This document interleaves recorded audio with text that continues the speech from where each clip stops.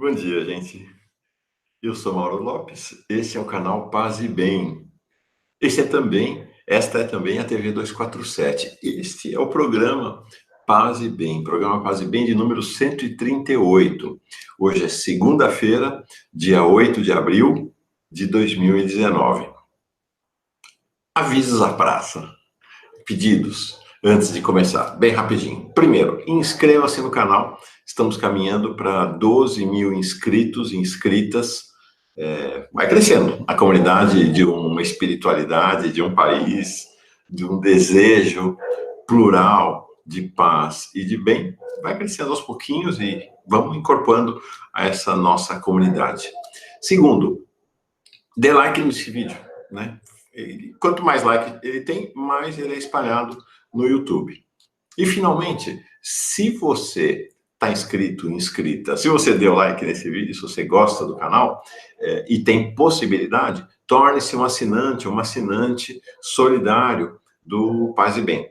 É bem simples fazer isso, os valores são sempre muito pequenos, a ideia da assinatura é uma assinatura solidária de pequenos entre pequenos e pequenas, não é? Então, você pode fazer isso clicando na descrição deste vídeo ou então no site pazebem.org. Nosso site é bem fácil de guardar. Vai lá, é um site bem bonito. Faça a experiência de lá ver.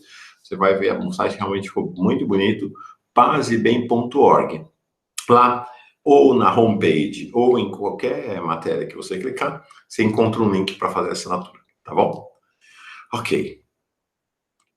Eu passei o domingo. Eu não, você também, né? Acho que milhões de pessoas no Brasil e no mundo passaram o domingo ao redor do primeiro aniversário da prisão política de Lula, 7 de abril de 2018, todo mundo lembra, foi uma data marcante, trágica para o país, a data em que Lula foi preso, recolhido à cela, preso político que mora, vive e está encarcerado numa solitária em Curitiba. Então, este domingo agora, no primeiro aniversário dessa tragédia, houve manifestações em todo o mundo realmente, muitas cidades ao redor do mundo, mais de uma dezena, acho que mais de uma vintena de cidades, e também aqui pelo Brasil. Então, passei o domingo, aqui na minha cidade, Bertioga, não houve manifestação, mas passei o dia muito contemplando, meditando, afinal, o que há? O que há entre Lula e o povo brasileiro? Qual o segredo? De onde vem uma relação tão profunda entre Lula e o povo brasileiro? Qual a mística? Qual o mistério desta relação? Que faz com que um ano depois da prisão, ao contrário do que imaginavam as elites e os poderosos, né, imaginavam que o Lula apodreceria na prisão, seria esquecido na prisão. Por que um ano depois a memória de Lula é tão viva, tão forte, cada dia mais forte? Então, passei o dia ontem muito ao redor desta reflexão. Vou arriscar uma resposta nesse nosso encontro de hoje, nesse Paz e Bem. Parece-me que a força desta ligação provém da identidade. Há uma identidade. Opa, não marquei aqui o tempo da nossa conversa. Há uma identidade entre o povo brasileiro e Lula. Porque ambos, povo brasileiro e Lula, veem o mundo, enxergam o mundo, enxergam as relações a partir do mesmo lugar, do lugar do pobre. Parece-me que esta é a grande fonte da força, da mística, do mistério, da qualidade, que reveste a qualidade desta relação. Eu trouxe para exemplificar e para trazer um pouco mais de luz sobre essa questão, este livro que eu já falei aqui mais de uma vez, tive orgulho de editar. Deixa eu ver aqui, ó. Tá aqui, ó. Luiz Inácio Lula da Silva, A Verdade Vencerá. O povo sabe por que me condenam. Esse livro foi feito É um livro de entrevistas, são 3 longas entrevistas de Lula, concedidas a Ivana Jenkins, que é a proprietária da editora Boitempo, e mais o Maringoni, grande amigo Gilberto Maringoni, Juca Kfouri também, amigo de muitos e muitos anos atrás, e a Maria Inês Nassif. Essas entrevistas de Lula foram a última manifestação estruturada, aprofundada do Lula antes da prisão. Né? Elas foram feitas ali em março, praticamente um mês e meio antes da prisão de Lula. Então, aqui, neste livro, tem a cabeça e o coração do Lula tal como estavam um pouco antes da prisão. Mas, claro, o Lula deu muitas entrevistas ao longo da vida, mas se a gente quer olhar para Lula hoje, acho que esse livro é uma referência. E eu tive, como falei, tive a honra, o orgulho para mim, vai para a minha biografia, ter editado este livro. Tem um trecho, parece que é um trecho absolutamente central do livro, e que explica, então, a lógica dessa relação, o lugar dessa relação, a origem desta relação muito especial entre o povo brasileiro, Lula e o povo brasileiro. Vou ler. Está na referência do vídeo, tá? Está aqui nas páginas 26 e 27, mas está na referência desse vídeo, tanto o livro quanto as páginas em que se encontra essa citação que eu vou ler agora. Bem, deixa eu contar uma coisa, só para vocês saberem como é que a minha cabeça funciona nesse momento. Então, um pouco antes da prisão. Daqui a 100 anos, vão falar, porra, como é que funcionava a cabeça daquele velhinho? Lula é um bom humor em pessoa. Né?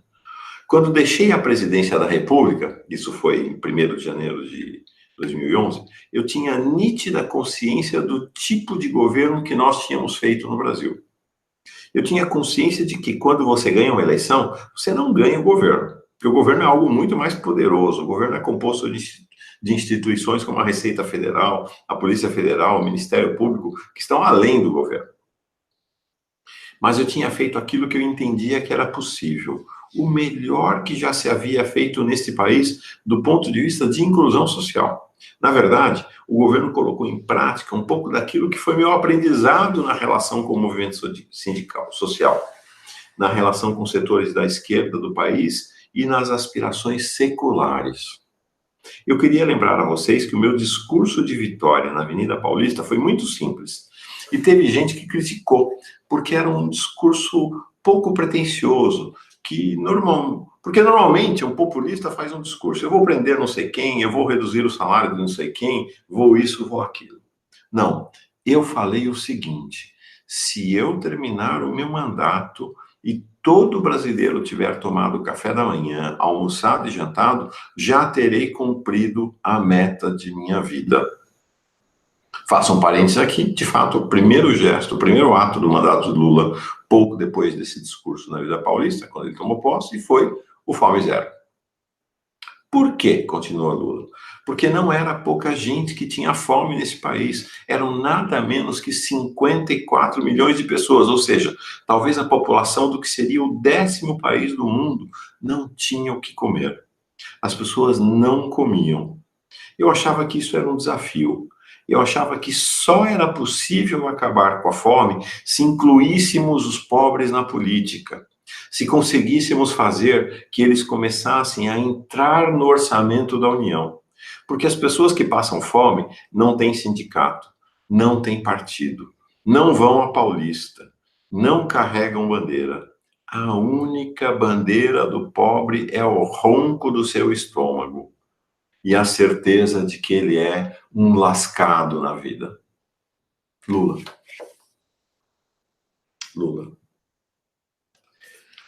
Lula é o pobre por excelência. Lula passou fome na infância, como esses 54 milhões de pessoas passavam fome quando ele chegou ao poder. Uma infância miserável. Sentiu o ronco do estômago gritando para ele que ele era um lascado. Da mesma maneira como ronca o estômago de milhões de pobres. O que acontece com Lula? O que faz a diferença de Lula? é que no processo de ascensão social do Lula, sua ascensão como líder sindical, como líder político, como fundador do PT, como presidente da República, ele manteve o seu olhar deste mesmo lugar, do lugar do pobre. Ele não traiu, ele não mudou, ele permaneceu do lugar do pobre. Esse é o título de um livro que eu trouxe aqui para partilhar com vocês, Do Lugar do Pobre. Deixa eu ver, está brilhando aqui. Melhor. Do Lugar do Pobre, do Leonardo Boff, de 1984. Por que eu trouxe esse livro? Para a gente tentar cavocar um pouquinho na fonte dessa relação.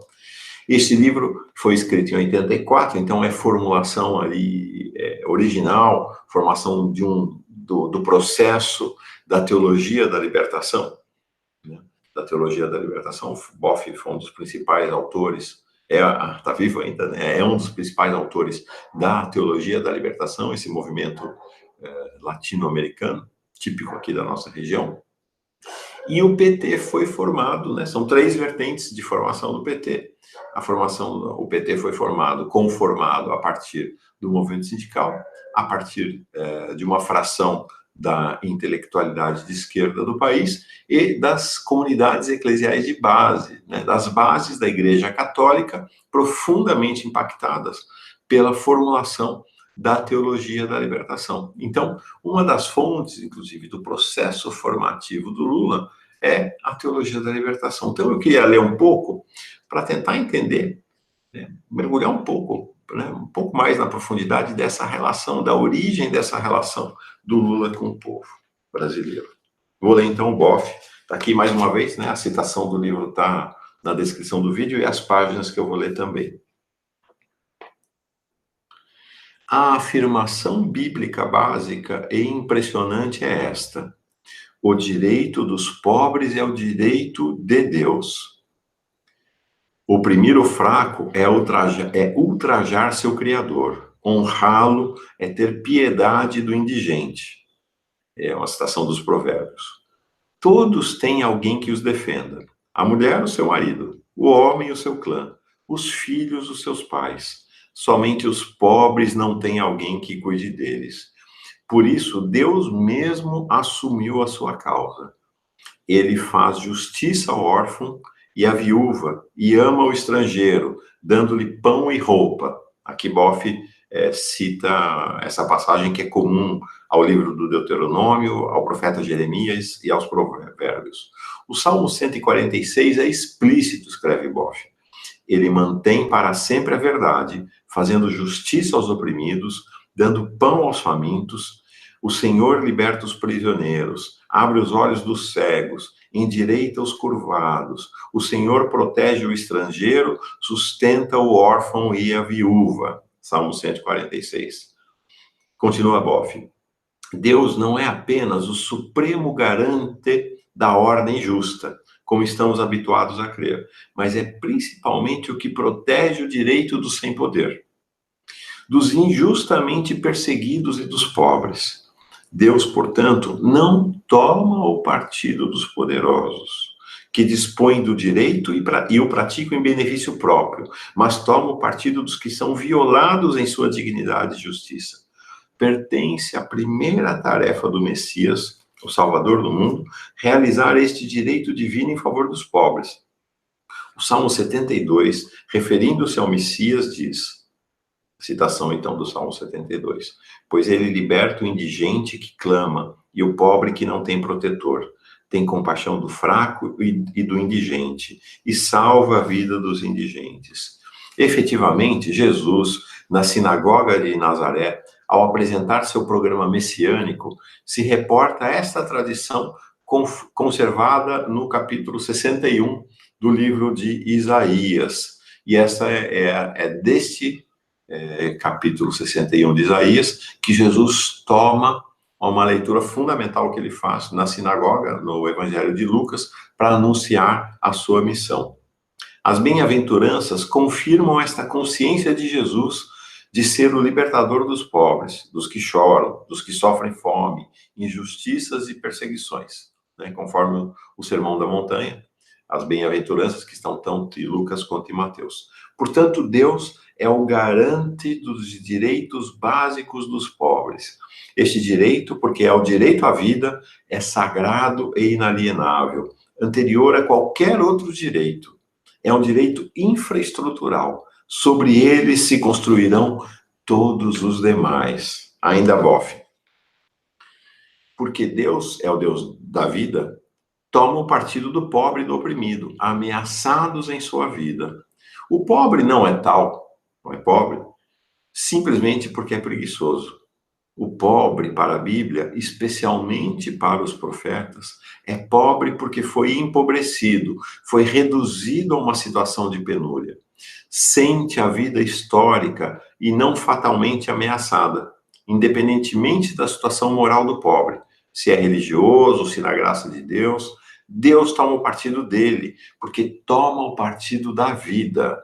Deus entra sempre que a vida está ameaçada, ou quando se nega a vida aos outros homens. Portanto, esta parcialidade de Deus, estou pegando agora, ele pega aqui uma citação de um outro teólogo fantástico da teologia da libertação na América Latina, o John Sobrino, de El Salvador. Então, vamos lá. Portanto, esta parcialidade de Deus em favor dos pobres não é pura arbitrariedade da sua vontade, senão que é essencial à mesma realidade de Deus. Então, afirmar a predileção de Deus pelos pobres é afirmar de forma concreta que Deus é o Deus da vida. Volta, bofe. A realidade de Deus como Deus da vida é gerar a vida. E Deus socorre e defende aquele cuja vida está ameaçada, ou que menos vida tem. Portanto, Deus é Deus particularmente dos pobres. O direito dos pobres, que é um direito ligado à vida, ao seu sustento e desenvolvimento, é direito de Deus.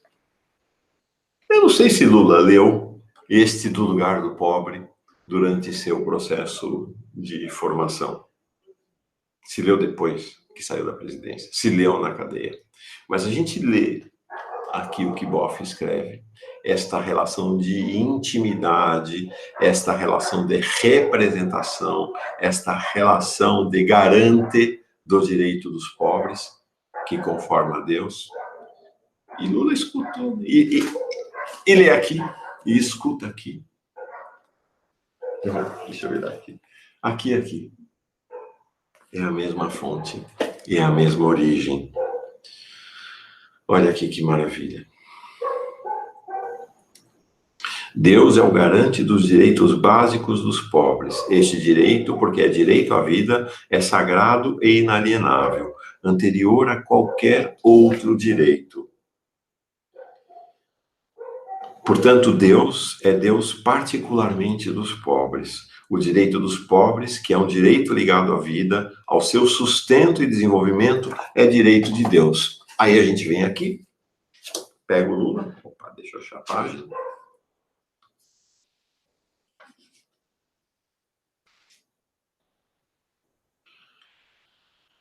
Eu falei o seguinte no discurso dele na Paulista: se eu terminar o meu mandato e todo o povo brasileiro tiver tomado café da manhã, almoçado e jantado, já terei cumprido a meta da minha vida.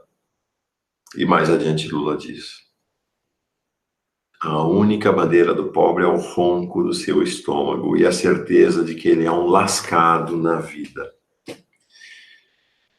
É deste lugar que Lula se expressou e se expressa até hoje. É deste lugar que Boff formula como um lugar daquele que acabou sendo o maior dos profetas, Jesus Cristo, e que herdou toda a herança histórica dos profetas ao longo da história da Bíblia, que ocuparam todos o mesmo lugar. Os profetas bíblicos, todos pobres, olharam a vida do lugar dos pobres, como Jesus Cristo, pobre, olhando a vida do lugar dos pobres. O que Lula faz aqui hoje, no Brasil? O que fez ao longo da sua vida? O que fez no movimento sindical, na presidência da República, o que faz na cadeia hoje. Olha a vida do lugar do pobre. Portanto, se a gente quer entender a ligação profunda de Lula com o povo brasileiro, deve olhar para Lula e ver mais do que o líder sindical, mais do que o líder do movimento social, mais do que o fundador do PT, mais do que o ex-presidente da República, mais do que o estadista aclamado em todo o mundo. Lula é herdeiro do profetismo bíblico, do melhor do profetismo bíblico. Lula é profeta. E é por esta condição que o povo brasileiro, milhões e milhões de pessoas que olham para Deus e buscam amparo na sua miséria, no seu sofrimento, no grito do ronco do seu estômago, na consciência de que é um povo lascado, olham para Lula e falam, esse escuta e fala, é profeta. Essa é a meditação que fiz esse fim de semana, acho que essa é a qualidade que descobri nessa reflexão. Lula é profeta. Lula é herdeiro do melhor do profetismo da tradição bíblica e da tradição bíblica continuada como história do povo brasileiro.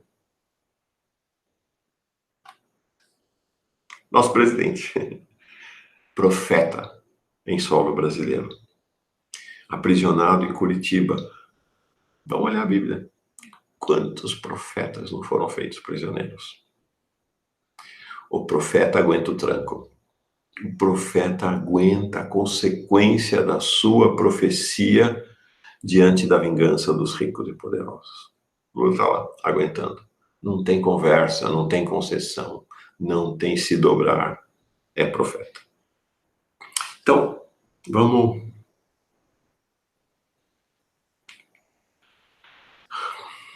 rezar junto. Esse ano de Lula preso, vamos rezar juntos a vida de Lula, vamos meditar juntos esta mística da ligação entre Lula e o povo brasileiro. Bom, então... Perdão. Último aviso. Esta semana começamos a voltar à dinâmica cotidiana do Paz e Bem. Então hoje, 5 horas da tarde, vamos ter o professor Pedro Lima Vasconcelos retomando retalhos da nossa história. É um curso pedido pelo presidente Lula, por sinal. O tema de hoje será a Confederação dos Tamoios. Imperdível, imperdível. Nesta segunda, 5 da tarde, no Paz e Bem, terça-feira na TV 247. Tá bom? Ok. Fechado parênteses, vamos retomar então esse espírito de reflexão sobre o profetismo de Lula e esta relação de intimidade e identidade entre o povo brasileiro e ele. Todo dia, né? Espinha ereta, coração acalmando, tranquilizando, serenando, respiração profunda, que é o mantra do corpo, e o mantra na cabeça, né? O nome, a palavra, a sua escolha. Fechei meus olhos, fecho os cílios.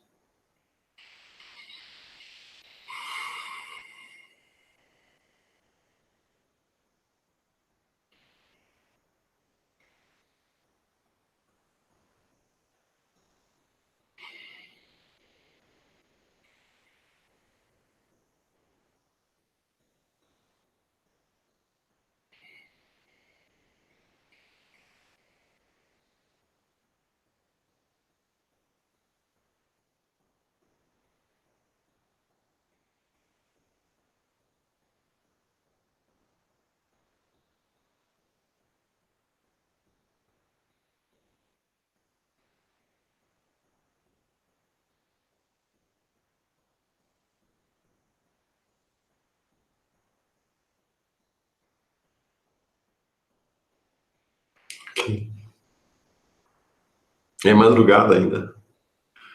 A passarada não acordou, tá dormindo. E aqui, acho que não dá para escutar, mas eu ouço o ronco do mar, que ao longo do dia está distante aqui, eu estou uns 3 quarteirões da praia, mas dá para ouvir o ronco do mar, o rugido do mar chegando bem instante. E nossos amigos grilos. Os passarinhos vão começar a acordar logo mais. E a gente acordados e acordadas para a vida, celebrando o profetismo de Luiz Inácio Lula da Silva. Paz e bem, gente. Paz e bem.